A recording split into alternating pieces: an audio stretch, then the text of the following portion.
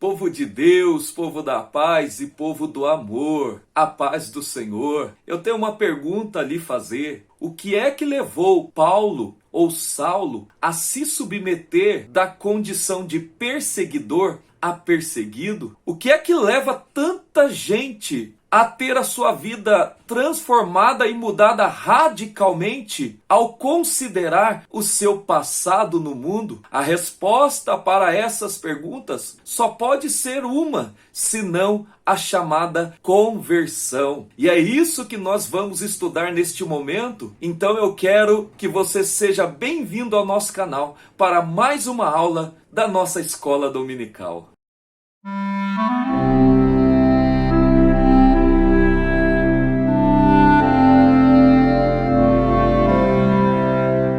Queridos amigos e irmãos, estamos aqui mais uma vez com muita alegria para estudarmos a Palavra de Deus através das lições bíblicas da Escola Dominical, revista CPAD, lição de adultos. E na lição que vamos estudar hoje, que é a lição de número 3, nós vamos falar sobre uma doutrina importantíssima nas Escrituras Sagradas, que é a doutrina da conversão. Nós vamos ter como base de estudo a conversão do apóstolo Paulo. Vai ser uma lição onde teremos muitos aprendizados, principalmente sobre um dos pontos doutrinários importantes nas Escrituras Sagradas. Então vamos já direto ao ponto. Antes eu gostaria que você já fosse dando o seu like no vídeo aí, curta esse vídeo, porque isso ajuda muito o canal a se expandir, a crescer. Compartilhe o vídeo com alguém que você conheça aí, que é seu companheiro de escola dominical, seja ele professor, aluno, superintendente ou qualquer outra coisa. Recomenda aí o nosso canal, participe comentando, seu comentário é muito importante para mim. E fique atento, não perca nenhuma aula, porque ao final desse trimestre nós estaremos realizando aqui mais sorteios de livros para abençoar a sua vida e o seu ministério. Meu muito obrigado a todos aqueles que têm depositado a sua confiança em nós, se inscrevendo no canal e nos acompanhando, amém? Bom, eu vou ler aqui um trecho da introdução da lição, que fala assim: a conversão de Saulo de Tarso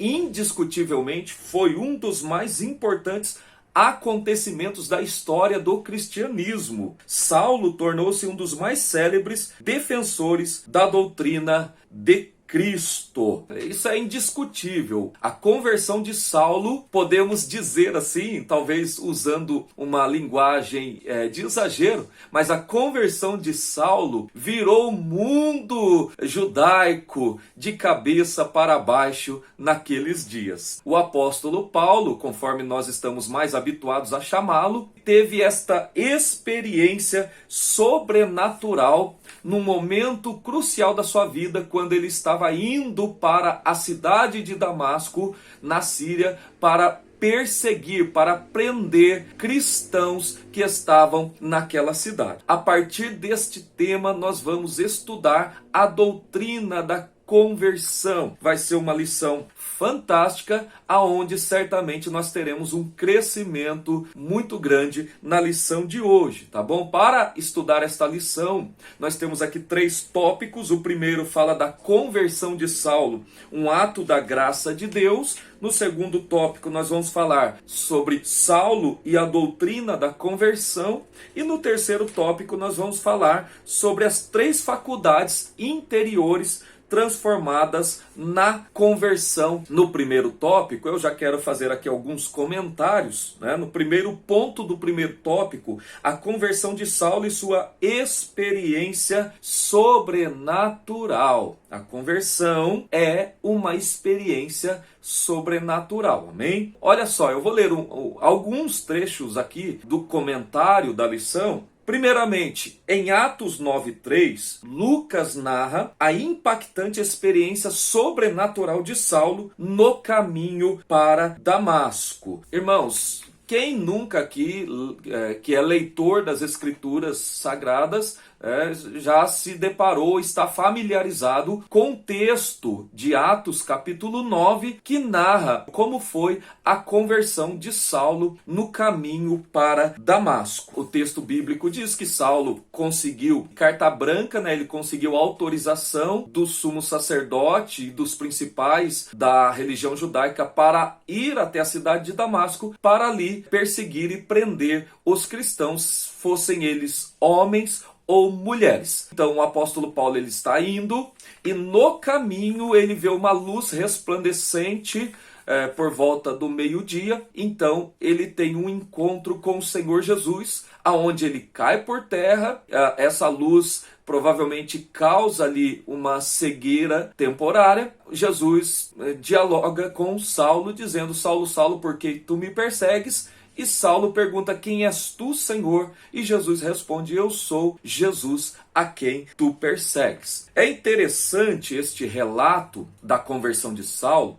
Alguns pontos ali me chamam a atenção. Por exemplo, a luz resplandecente vinda do céu, que faz com que Saulo caia por terra. Na teologia judaica, com base no Antigo Testamento, é desenvolvido uma teologia de que Deus manifestava a sua Shekinah, a sua glória, através de luzes resplandecentes vindas do céu. E é dessa forma, Paulo, como um conhecedor da teologia judaica, Paulo então está agora tendo esta mesma experiência que alguns personagens tiveram nas histórias do Antigo Testamento. Profetas, por exemplo. O apóstolo Paulo ele está tendo esta mesma experiência que lhe chama a atenção. O texto diz que ele cai por terra e de repente ele ouve a voz de Jesus, aonde Jesus pergunta: Saulo, Saulo, por que tu me persegues? Outro ponto que me chama a atenção ali, no relato do texto escrito por Lucas, é a forma como Saulo responde a Jesus. Ele fala: quem és tu, Senhor? Ele chama Jesus de Senhor, provavelmente porque Saulo havia se rendido ali àquela experiência daquela luz resplandecente, tendo, como eu já disse, conhecimento da teologia judaica, e acreditando que ele está tendo a experiência sobrenatural da manifestação ou de Deus, uma teofania, ou da manifestação de um anjo. Esse pronome Senhor que Paulo usa na frase, na construção do texto grego, traz a ideia de que Saulo se rendeu ao fato de que aquela experiência é uma experiência sobrenatural, e ele então quer certamente saber quem é que fala com ele, mas tendo a ideia de que é um ser sobrenatural. E Jesus responde: eu sou Jesus a quem tu persegues, né? Interessante isso também, porque Saulo estava perseguindo a igreja, mas perseguindo a igreja está automaticamente perseguindo o Senhor da igreja, que é Jesus. Saulo então é levantado e guiado pelas mãos até a cidade de Damasco. Outra coisa interessante no texto, comparando com eventos sobrenaturais como este no Antigo Testamento, é que no Antigo Testamento você vai se deparar com alguns textos assim, aonde esses personagens, quando tinham essas experiências sobrenaturais de luzes resplandecentes, né, da manifestação de Deus, de uma teofania, eles caíam por terra, mas o Senhor logo dizia: põe-te em pé, né? Porque eu falarei contigo, trazendo aquela ideia de um consolo, dizendo: olha, não temas, fique de pé, fica tranquilo que eu estou aqui me manifestando para falar contigo, para te dar orientações, para te passar mensagens, para você transmitir. No caso aqui do texto, não tem esta interação. Quando Saulo cai por terra, Jesus não fala para Saulo: ponte em pé, como que tranquilizando ele, dizendo: fica tranquilo, Saulo. E por que não tem esta menção? Porque certamente Jesus queria mostrar para Saulo que ele não estava se agradando das atitudes de Saulo. É como se Deus estivesse dizendo: olha, ou você muda, ou você ficará prostrado. né? Ou você se levanta para ser transformado, ou você ficará prostrado se você continuar nesta teimosia. O relato do diálogo ali demonstra realmente que Jesus considera Saulo como um teimoso. Duro é para ti recalcitar contra os aguilhões, ou seja, duro é para você continuar agindo como uma fera selvagem, como você tem feito até agora, porque você vai continuar se machucando. Então são coisas interessantes que nós podemos destacar aqui no relato da conversão de Saulo no caminho para Damasco, né? Eu quero ler mais uma outra parte do comentário aqui, onde fala: segundo o seu próprio testemunho, o perseguidor viu literalmente a pessoa de Jesus, o ressurreto, que o despojou de seu ego arrogante, né? Ali Saulo, ele teve que se render ao senhorio de Jesus Cristo, porque verdadeiramente era difícil alguém conseguir acesso até Saulo para falar de Jesus para ele. Então, sendo assim, o próprio Jesus se manifesta a Paulo para colocar o seu ego por terra. No segundo ponto, a iniciativa de Jesus para transformar a mente de Saulo. Quando nós olhamos para o texto, nós vamos perceber que a iniciativa verdadeiramente é de Jesus. No comentário diz assim: o impacto da visão resplandecente no caminho para Damasco tomou Saulo de surpresa. Então Saulo estava indo todo confiante para a cidade de Damasco, seguia ali o seu cotidiano normalmente, botando terror na vida dos cristãos, acreditando ele, conforme aprendemos na lição passada, que estava agradando a Deus e livrando o judaísmo de sérias doutrinas heréticas.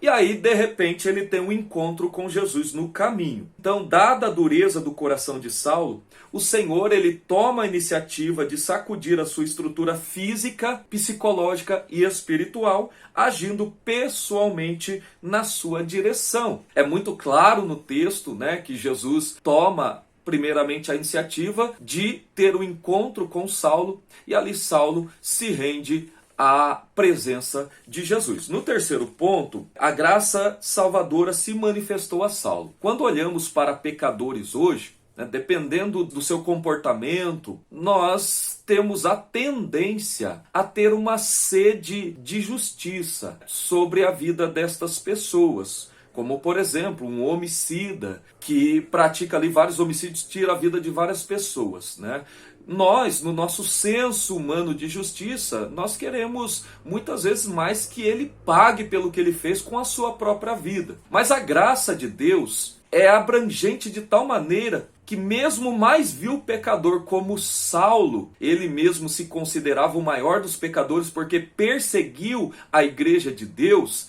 a graça tem espaço para o mais vil pecador como um perseguidor, um terrorista, uma fera, uma besta selvagem como Saulo. Depois Saulo, o próprio Paulo vai escrever sobre isto na sua carta aos Efésios, capítulo 2, versículo 8, quando ele diz que pela graça sois salvos por meio da fé, e isto não vem de vós, é dom de Deus. Eu só gostaria aqui, esse texto é curioso porque muita gente pega esse texto e de maneira indevida diz que é Deus quem dá a fé para aqueles que hão de crer, ou seja, Deus escolhe quem ele quer que creia e quem ele quer que deixa de crer, que não creia. E aí eles olham para esse texto e falam que Deus é quem dá a fé para aqueles que creem. Porque o texto diz: porque pela graça sois salvos por meio da fé, e isto não vem de vós, é dom de Deus. Mas a questão é, a palavra isto se refere ao quê? Isto não vem de vós, é dom de Deus. O que é dom de Deus no texto, na frase de Paulo aqui? Aqui a palavra isto, no grego, é uma palavra neutra, não é nem feminino e nem masculino. Então não se pode dizer que a fé, que é uma palavra feminina, está sendo apontada por isto, e nem que há graça. Mas o que é que Paulo está dizendo então quando ele fala isto não vem de vós, é dom de Deus? Ele está dizendo que a salvação, no seu sentido completo, não vem meramente da vontade humana, não vem de homens. O homem não pode fazer nada pela sua salvação, exceto crer. Mas isto não vem de vós, é dom de Deus, ou seja, a salvação é dom de Deus. Certo? Então é isto que Paulo está dizendo aqui no texto. A Tito, na sua carta a Tito, ele também escreveu: porque a graça de Deus se há manifestado,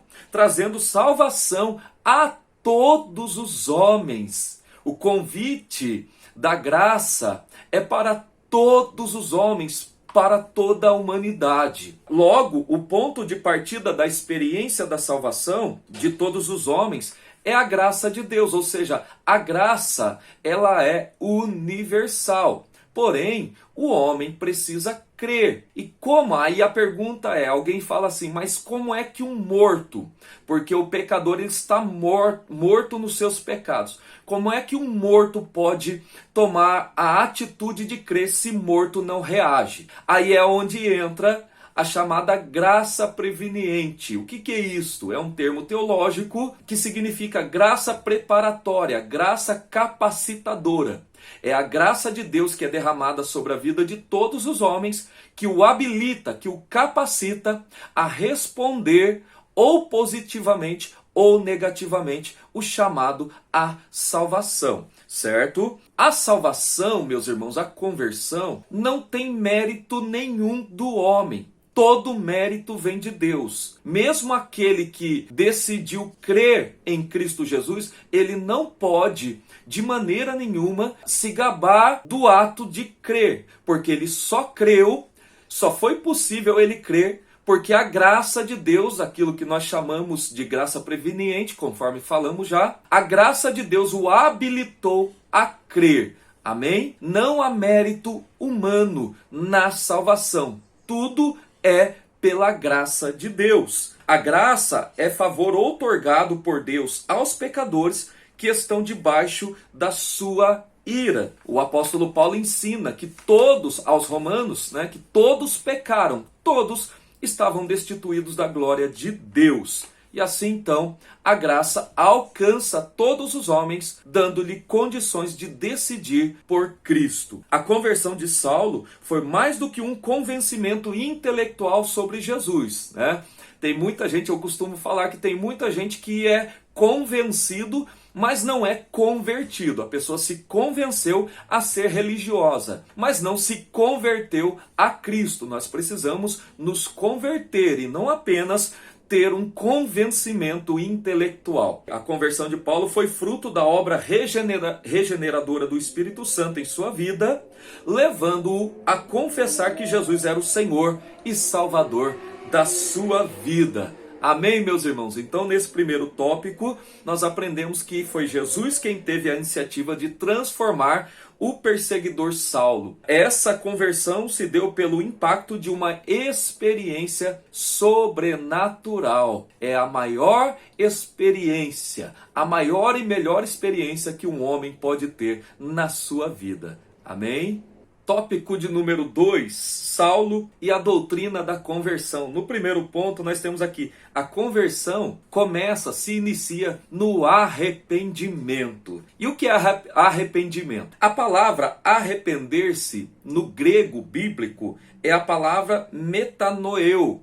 Ou na forma aportuguesada, nós temos a palavra metanoia, que significa pensar de maneira diferente, sentir remorso, uma disposição interior para mudar, aquela necessidade, aquele sentimento de necessidade de mudança, isto é, arrependimento. No Novo Testamento, arrepender-se traz a ideia de tristeza pelos seus próprios pecados, acompanhado de um desejo de corrigir o rumo. A obra da conversão começa no arrependimento, que vai apontar para a necessidade da fé. Gosto de ressaltar que o arrependimento por si só não culmina, não produz a conversão. Tem que ser arrependimento aliado à fé. Por que eu destaco isso? Anotei aqui que o arrependimento aponta para a necessidade de crer, ou seja, de ter fé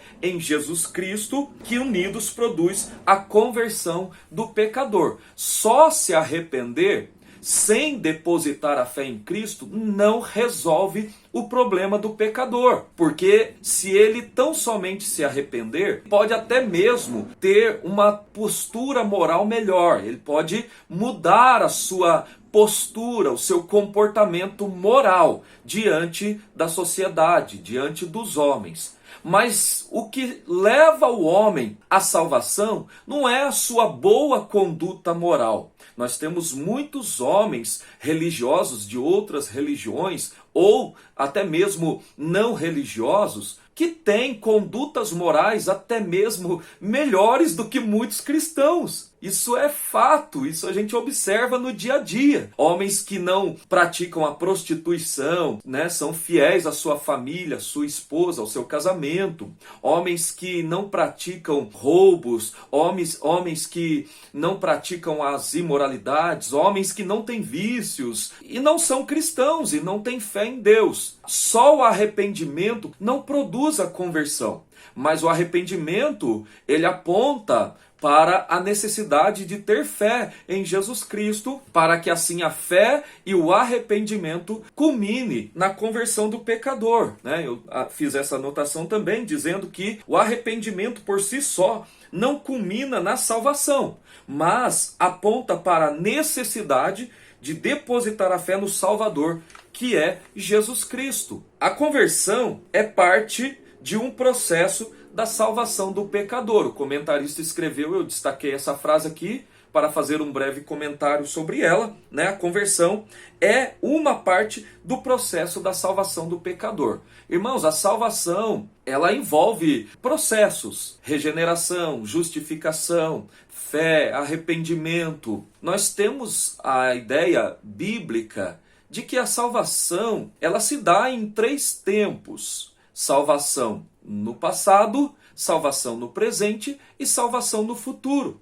A salvação no passado nós chamamos de regeneração, é aquela experiência que se dá num ato onde você se regenera, onde você se converte, onde você se arrepende, onde você é transformado. Depois nós temos a salvação no presente, que nós chamamos de santificação, e este processo dura a vida toda enquanto estivermos vivos. A santificação é a salvação no presente, e a salvação no futuro, que nós chamamos, a Bíblia chama de glorificação, que é quando nós nos veremos livres de toda corrupção carnal.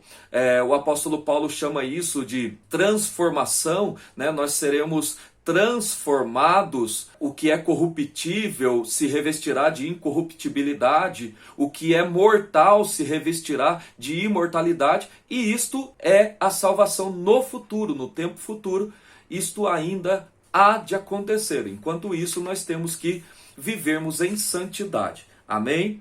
No segundo ponto, nós temos aqui: a conversão de Saulo promoveu uma transformação pessoal. A conversão deve ser evidenciada por transformações. Não tem como um homem que era pecador dizer que se converteu a Cristo, mas não permitir que a sua vida seja transformada, que os seus velhos costumes, que os seus velhos hábitos sejam deixados de lado, né? Alguns em um período de tempo menor, outros num período de tempo maior, mas a verdade é que o verdadeiro convertido, ele passa por uma transformação de mente. O seu caminho é mudado, passa a seguir o outro caminho, o caminho da santidade, da justiça. Existe essa transformação. Isso é visível na vida do apóstolo Paulo, que era um perseguidor, que era um homem truculento, que era um homem raivoso, que era um homem violento.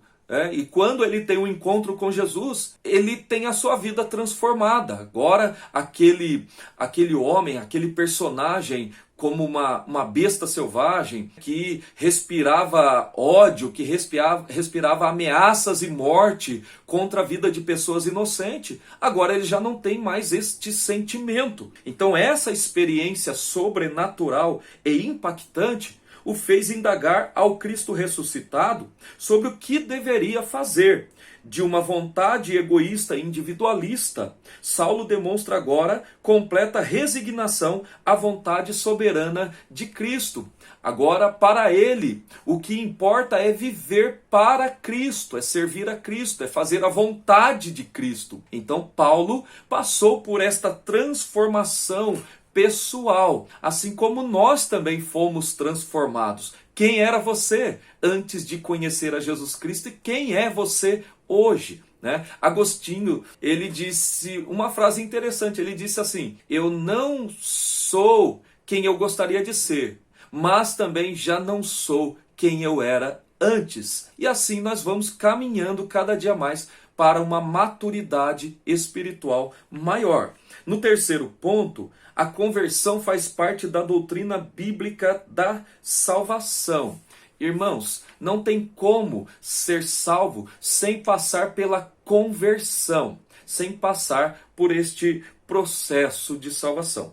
A verdadeira conversão é a que nasce da tristeza para com o pecado e o reconhecimento de que o homem precisa dar meia volta para Deus. Esta ideia de que se converter é se entristecer com o pecado, precisa estar sempre viva nas nossas mentes. Porque alguém pode se acomodar na sua vida cristã e achar que a salvação se dá pelo seu tempo de cristão, vamos dizer, pelo tempo de casa. Não. O pecado ele é destrutivo, o pecado ele vai minando a fé do crente, o pecado ele age como um câncer no corpo do homem, na alma do homem, mas como um câncer trabalha no corpo. Nós precisamos constantemente estar vigilantes, estar vivendo uma vida de constante submissão a Deus e a sua palavra, vigiando, santificando a nossa vida, para que nós possamos permanecermos de pé na nossa fé em Jesus Cristo. Portanto, é estranho o fato de termos que lidar com pessoas que se dizem cristãs, mas que não se entristecem mais pelos seus pecados, que já se acomodaram, já se acostumaram a viver uma vida de pecado. Não, o pecado, todos nós estamos sujeitos a pecar, nós continuamos sendo pecadores mesmo nos convertendo a Cristo. Como eu disse, nós só vamos nos livrar de uma vez por todas do pecado quando passarmos pela glorificação. Até lá, nós temos que lutar diariamente contra os desejos pecaminosos. Mas o crente verdadeiro, quando peca, ele se arrepende, ele se entristece pelo seu pecado.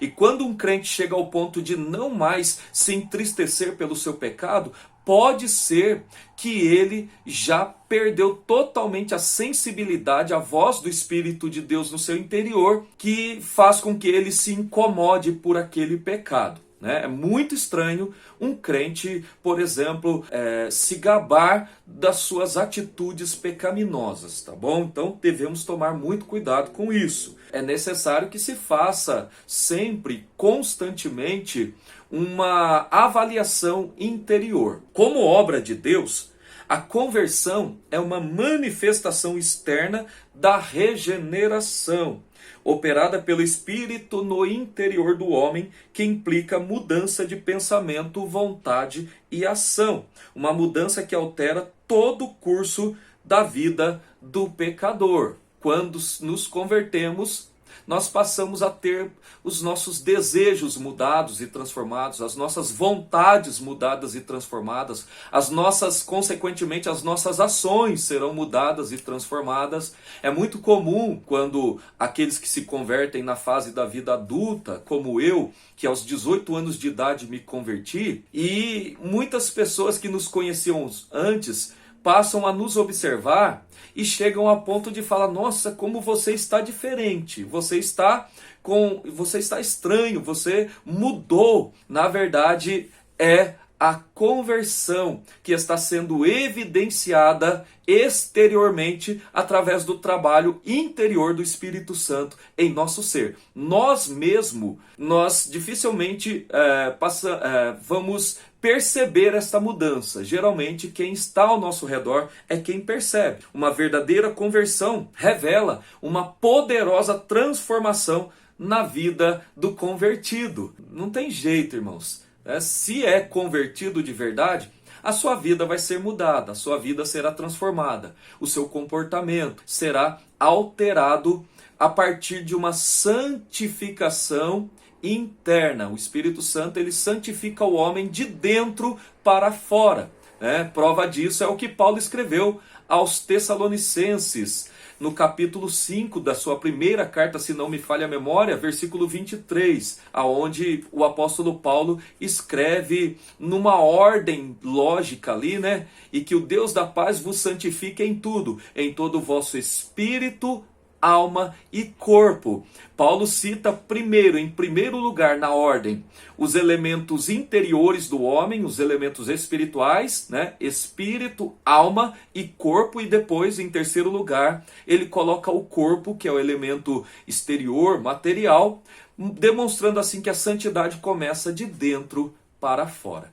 Amém? Então, nesse segundo tópico, aprendemos que a conversão do homem começa no arrependimento, perpassa a transformação pessoal. Tópico de número 3, as 3 faculdades interiores transformadas na conversão. São elas: faculdade intelectual, faculdade das emoções e faculdade da vontade, a volição. No primeiro aqui, faculdade intelectual. Nesse campo da alma, o homem muda o seu modo de pensar, é aquela metanoia, metanoê, que nós citamos aqui, e reconhece sua condição de pecador. Este é o ponto.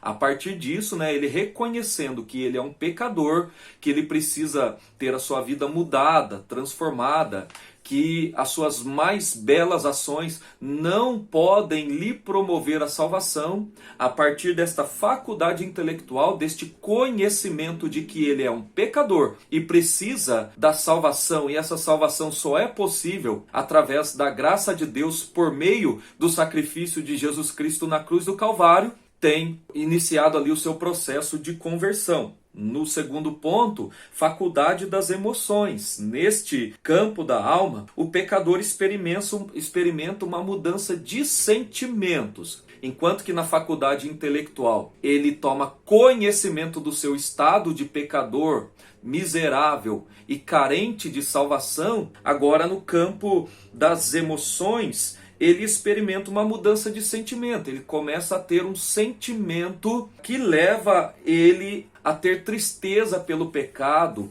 que leva-o a reconhecer que ele é incapaz de agir por si só da forma que agradaria a Deus. Então, nesse campo da alma, o pecador experimenta uma mudança de sentimentos na vida interior, onde se manifesta a tristeza pelo pecado contra um Deus santo e justo. Você já parou para observar que os homens pecadores que não passaram pela regeneração, pela conversão, ele se gaba dos seus feitos. Você assiste entrevista de homens assassinos, por exemplo, e ele se gaba ali de ter matado trocentas pessoas. Você chega no trabalho, onde os seus companheiros de trabalho são pecadores, e eles ali se gabam de terem, no fim de semana, de terem praticado o ato de adultério, ou seja, traindo suas esposas e suas famílias. E assim, então, você percebe que o homem pecador, ele não tem esse sentimento transformado, de tristeza pelo pecado, porque o pecado lhe traz prazer carnal, mas o homem que passa pela experiência da conversão, da transformação, os prazeres carnais já não lhe satisfazem mais o anseio da sua alma por Deus. E aí nós chegamos aqui na terceira parte interior, que é a faculdade da vontade. Se o homem está convencido em seu intelecto e sentimento a respeito do seu pecado, resta-lhe agora exercer a sua vontade. Então, no intelecto, ele já foi convencido que é um pecador, que precisa de ajuda, que precisa de mudança.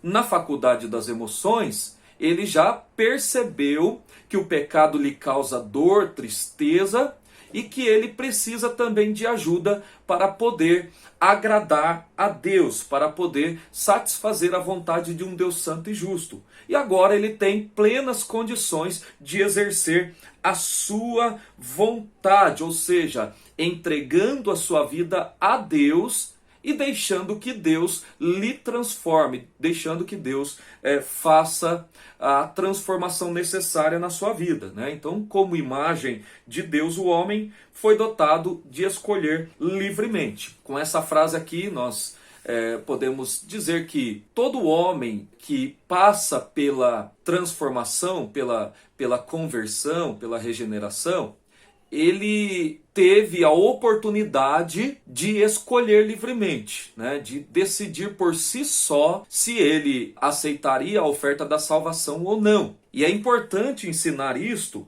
porque, como bem disse o comentarista aqui, há uma teoria que afirma que o homem perdeu completamente o livre-arbítrio por causa do pecado. Nós não cremos desta maneira, nós refutamos essa ideia, porque nós acreditamos que o livre-arbítrio ele foi manchado pelo pecado, sim, mas ele não foi extinto pelo pecado. O homem continuou tomando as decisões por si só. O homem ele foi criado e preservado por Deus como um ser livre moralmente. Ele tem plenas condições de escolher, né, de decidir por si só. Textos bíblicos, N textos bíblicos mostram isso, né? Jesus uma vez, ele fez um lamento, né, dizendo: Jerusalém, Jerusalém, quantas vezes eu quis, né, ajuntar vocês como a galinha junta os seus pintinhos debaixo das suas asas, mas vocês não quiseram, vocês exerceram o direito do livre-arbítrio e rejeitaram a minha vontade. Então, o homem é um ser livre e moral. Mas com o auxílio da graça divina e ajudado pelo Espírito Santo, o homem pode escolher, decidir e mudar de vida com a graça de Deus.